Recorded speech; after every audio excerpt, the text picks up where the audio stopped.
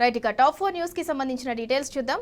అంతర్జాతీయంగా పరిస్థితులు ఆందోళనకరంగా ఉన్న దేశీయ స్టాక్ మార్కెట్లు మాత్రం భారీ లాభాల్లోనే ముగిశాయి. వారాంతం కావడంతో ఇన్వెస్టర్లు కొనుగోలు చేసేందుకు ఆసక్తి చూపటం వల్లనే స్టాక్ మార్కెట్లు లాభాల బాట పట్టాయని నిపుణులు అంటున్నారు.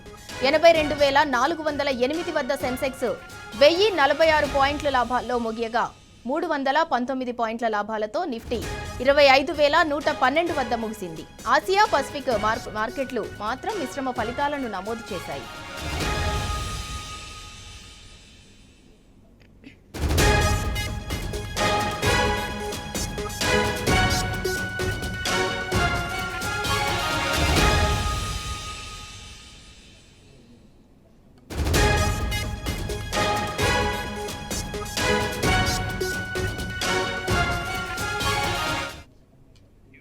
రైట్ ఇక ఇదే అంశానికి సంబంధించి మరింత సమాచారం మా ప్రతినిధి యాసర్ అందిస్తారు.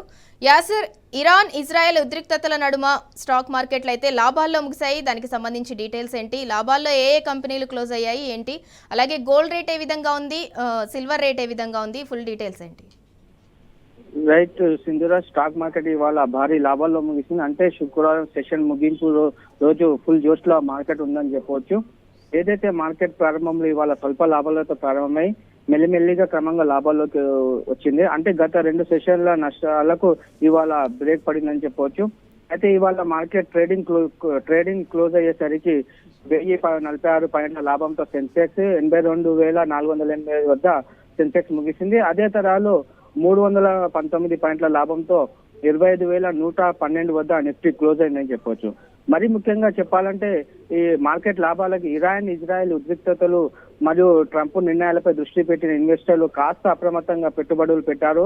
అటు ఇజ్రాయెల్ ఇరాన్ల మధ్య ఉద్రిక్తతలు కొనసాగుతున్న వెంటనే అమెరికా ఇప్పట్లో ప్రత్యక్షంగా జోక్యం చేసుకోననే అవకాశాలు లేకపోవడంతో మార్కెట్ పాజిటివ్ గా మారాయి. అంతర్జాతీయంగా అనిశ్చిత పరిస్థితులు నెలకొని ఉన్న ఎఫ్ఐఐలు వరుసగా 2-3 ట్రేడింగ్ సెషన్ లో నెట్ బయర్లుగా ఉండటంతో మార్కెట్ సెంటిమెంట్ ఇవాళ బాగా బలపడిందని చెప్పవచ్చు. మరోవైపు ఇవాళ రూపాయి విలువ బలపడటం, ముడి చమురు ధర దిగివస్తున్న విక్స్ మరింత తగ్గడం, ఇండెక్స్ హెవీ వెయిట్ స్టాక్స్ అయిన రిలయన్స్, హెచ్డిఎఫ్సి బ్యాంక్, ఎయిర్టెల్ లాభాల బాటలు ప్రయాణించడంతో ఇవాళ ఇన్వెస్టర్లు కనిష్ట స్థాయిల వద్ద కొనుగోళ్లకు ఆసక్తి చూపారు.